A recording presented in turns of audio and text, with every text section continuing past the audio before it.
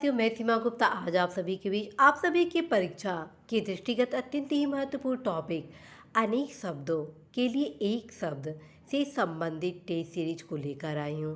और आज की इस टेस्ट सीरीज में आप वे तमाम महत्वपूर्ण प्रश्न देखने वाले हैं जो कि आपके एग्ज़ाम के दृष्टिगत बेहद उपयोगी हैं। तो आइए जानते हैं आज की टेस्ट सीरीज में वे कौन कौन से प्रश्न हैं जो कि आप सभी के लिए वेरी वेरी बेनिफिशियल है। किसी छोटे से छोटे काम में त्रुटि ढूंढना के लिए एक शब्द है। किसी छोटे से छोटे काम में त्रुटि ढूंढना के लिए एक शब्द है।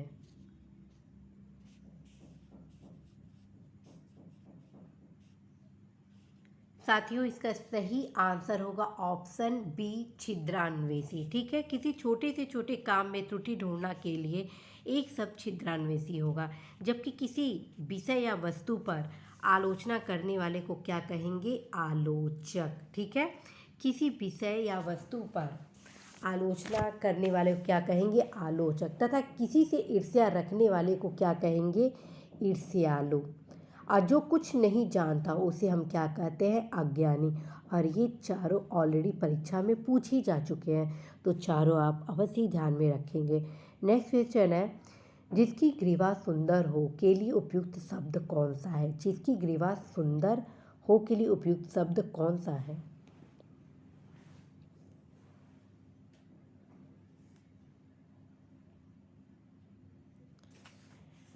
तो फ्रेंड्स, इसका सही आंसर होगा ऑप्शन बी, सुग्रीव।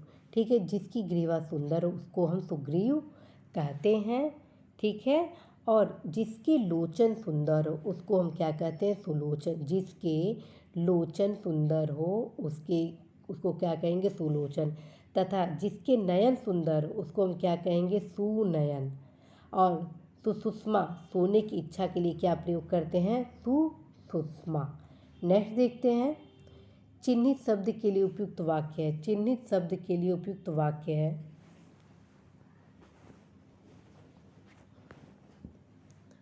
तो साथियों, इसका सही आंसर होगा ऑप्शन डी, जिस पर चिन्ह लगाया गया हो उसको हम चिन्हित कहते हैं। ठीक है, चिन्हित शब्द के लिए उपयुक्त वाक्य है जिस पर चिन्ह लगाया गया हो। और जिसकी चिंता करना उचित हो उसे चिंतनीय कहते हैं। जिसकी चिंता करना उचित हो, जिसकी चिंता करना उचित हो उसे चिंतनीय। तथा जो चिरकाल तक जीवित रहे उसे चिरंजीव कहते हैं। उसको क्या कहते हैं? चिरंजीव कहते हैं। और जिस पर चिन्ह न लगाया गया उसे अचिन्हित कहते हैं। तो नेक्स्ट देखते हैं। नेक्स्ट है, जो शोक करने योग्य न हो। जो शोक करने योग्य न हो। तो साथियों, जो शोक करने योग्य न हो उसे कहते हैं अशोक्य। ठीक है, और ये कई बार एग्ज़ाम में पूछा गया है। ठीक है, अशोक्य जो शोक करने योग्य ना हो के लिए उचित शब्द है। और अशोक क्या है? जिसे कोई शोक न हो उसे क्या कहेंगे? अशोक। ठीक है, तथा शोक्य जो शोक करने योग्य हो उसे शोक्य कहेंगे। और जो न हो सकने वाला उसे क्या कहेंगे? अशक्य। तो नेक्स्ट देखते हैं, जो अवश्य होने वाला हो के लिए उपयुक्त शब्द होगा। जो अवश्य होने वाला हो के लिए उपयुक्त शब्द होगा।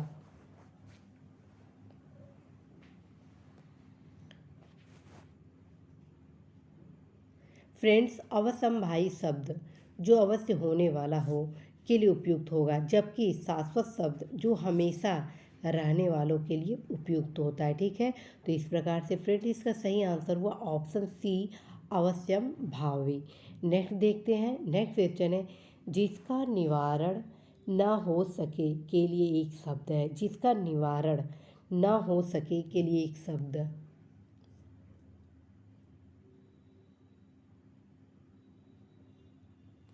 तो साथियों, जिसका निवारण न हो सके अर्थात जिसे करना आवश्यक हो उसके लिए एक शब्द है अनिवार्य। और जिसका निर्णय न हो चुका हो उसे अनिर्णित कहते हैं। और अविकल ज्यों का त्यों के लिए एक शब्द है। तो इस प्रकार से इसका सही उत्तर होगा फ्रेंड्स ऑप्शन डी, अनिवार्य। नेक्स्ट क्वेश्चन देखते हैं। नेक्स्ट है, अनिर्णित के लिए एक वाक्य है। अनिर्णित के लिए एक वाक्य है।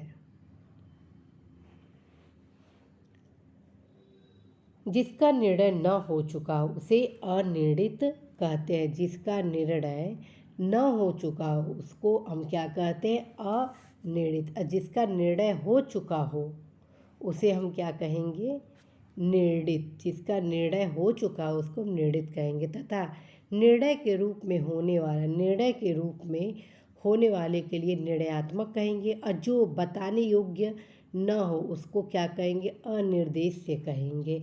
और ये चारों ऑलरेडी आपके एग्ज़ाम में पूछा जा चुका है। तो नेक्स्ट देखते हैं, जो मृत्यु को जीत ले के लिए दिए गए विकल्पों में कौन सा विकल्प सही है।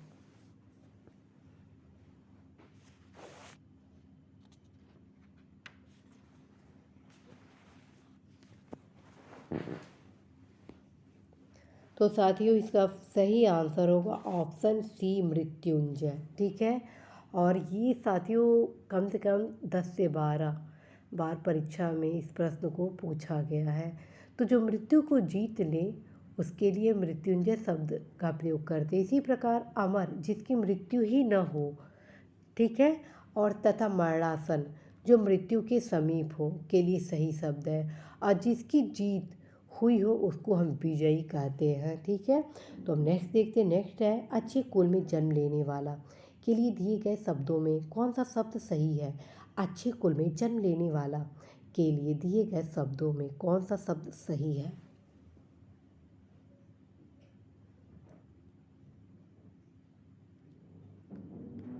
साथियों अच्छे कुल में जन्म लेने वाले के लिए हम प्रयोग करते हैं कुलीन शब्द अथवा अभिजात शब्द। तो इस प्रकार से इसका सही उत्तर होगा आपका ऑप्शन बी, कुलीन। जबकि राजा का पुत्र को क्या कहते हैं, राजपुत्र कहते हैं। ठीक है, और जिसका जन्म दोबारा हो उसे हम क्या कहते हैं, द्विज कहते हैं। जिसका जन्म दोबारा हो उसको हम क्या कहते हैं, द्विज कहते हैं। और जिसकी पूजा की जा सके उसको हम पूजनीय कहते हैं। तो नेक्स्ट क्वेश्चन है, जो किए गए उपकारों को नहीं मानता है। जो किए गए उपकारों को नहीं मानता।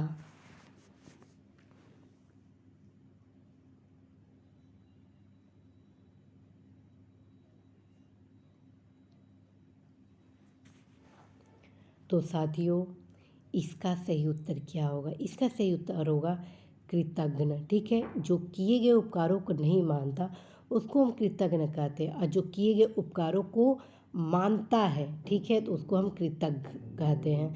नेक्स्ट क्वेश्चन है, जो किए गए उपकार को मानता हो के लिए एक शब्द। ये दोनों बहुत इंपॉर्टेंट है। जो नहीं मानता है उसको क्या कहते हैं और जो मानता है उसको क्या कहते हैं। तो जो साथियों मानता है उसको हम क्या कहते हैं,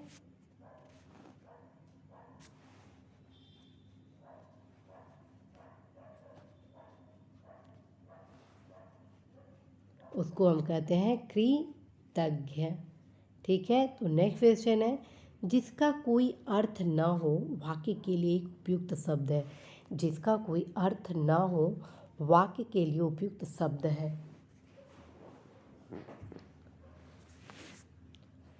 तो साथियों जिसका कोई अर्थ न हो उसे अर्थ व्यर्थ कहेंगे। ठीक है, तो इसका सही उत्तर हो जाएगा ऑप्शन ए, व्यर्थ। ठीक है, जिसका कोई अर्थ न हो उसे व्यर्थ अथवा अर्थहीन कहते हैं। इसके लिए निरर्थक शब्द भी हो सकता है। और सार्थक उस वाक्य के लिए प्रयोग किया जाता है जिसका अर्थ हो। ठीक है, और अवैध उसे कहते हैं जो विधि के विरुद्ध हो तथा जिसे व्यक्त न किया जा सके उसको हम क्या कहेंगे, अव्यक्त। तो नेक्स्ट देखते हैं। नेक्स्ट क्वेश्चन है, जिसकी समान दूसरा कोई न हो। जिसके समान दूसरा कोई न हो के लिए एक शब्द होगा। तो साथियों इसका सही उत्तर होगा ऑप्शन ए, अनन्य। ठीक है, जिसके समान दूसरा कोई ना हो उसके लिए हम कौन से शब्द का प्रयोग करते हैं, अनन्य शब्द का प्रयोग करते हैं। ठीक है, अथवा अनुपम। और जिसकी तुलना न की जा सके उसके लिए हम अतुलनीय शब्द का प्रयोग करते हैं। जो सामान्य न हो के लिए असामान्य का प्रयोग करते हैं। और जो सीमा से परे हो के लिए असीम का प्रयोग करते हैं। नेक्स्ट क्वेश्चन है, अनुचित बात करने के लिए अनुग्रह करना। अनुचित बात करने के लिए, अनुग्रह करना के लिए एक शब्द है। तो साथियों, अनुचित बात के लिए, अनुग्रह करने के लिए शब्द जो है वो क्या है? ऑप्शन ए दुराग्रह। ठीक है, अनुचित बात करने के लिए अनुग्रह करना दुराग्रह कहलाता है। जिसका दमन करना कठिन हो उसको हम दुराधर्ष कहते हैं। तथा जल्दी समझ में न आने वाले के लिए दुरूह का प्रयोग करते हैं। और बुरे आशय या उद्देश्य वाले को क्या कहते हैं? दुराशय कहते हैं। तो नेक्स्ट देखते हैं। नेक्स्ट है, दो भाषाएं बोलने वाला वाक्य हेतु उपयुक्त शब्द है। दो भाषाएं बोलने वाला वाक्य हेतु उपयुक्त शब्द है। तो फ्रेंड्स, इसका सही आंसर होगा ऑप्शन बी, द्विभाषी। नेक्स्ट क्वेश्चन देखते हैं। दो भिन्न भाषा भाषियों के बीच मध्यस्थता करने वाले के लिए सही शब्द का चयन करें। तो फ्रेंड्स, इसका सही आंसर होगा ऑप्शन बी, दुभाषिया। दो भिन्न भाषा भाषियों के बीच मध्यस्थता करने वाले को हम दुभाषिया कहते हैं। नेक्स्ट क्वेश्चन है, जो एक से अधिक भाषा जानता हो, जो एक से अधिक भाषाएं जानता हो के लिए उपयुक्त शब्द है।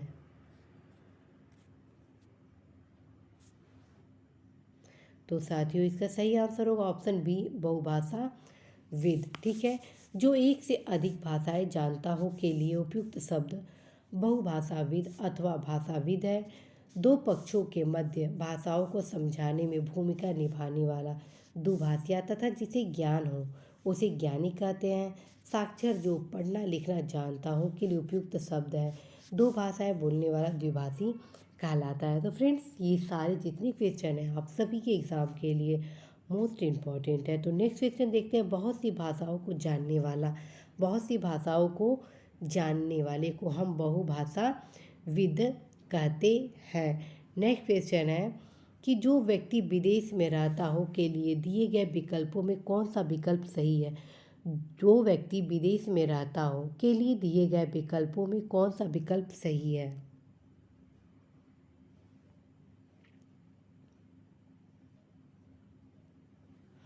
तो साथियों, इसका सही आंसर होगा ऑप्शन सी, प्रवासी।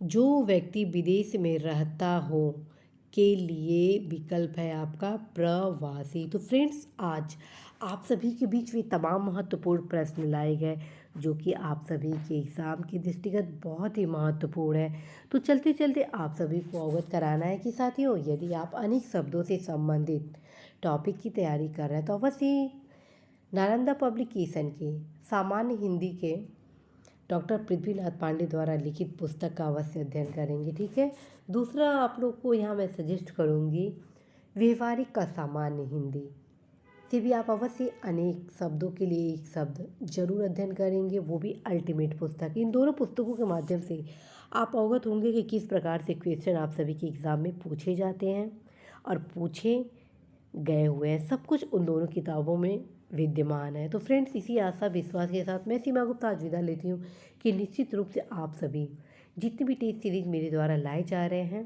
सामान्य अध्ययन से संबंधित और सामान्य हिंदी से रिलेटेड, उसको आप ज़रूर सॉल्व करेंगे। और साथ में आप सभी अवश्य ही कितने प्रश्नों का सही उत्तर आज दिए, अवश्य ही इसका इन्फॉर्म आप कमेंट बॉक्स में करेंगे ही करेंगे, क्योंकि आप सभी द्वारा उपलब्ध कराए गए आंसर के क्रम में ही मेरे द्वारा आप सभी के बीच क्वेश्चन को लाए जाते हैं। तो साथियों, इसी आशा के साथ आप सभी को ढेर सारी शुभकामनाएं देती हूँ कि आप अवश्य ही अपने लक्ष्य में सफल होंगे। All the best.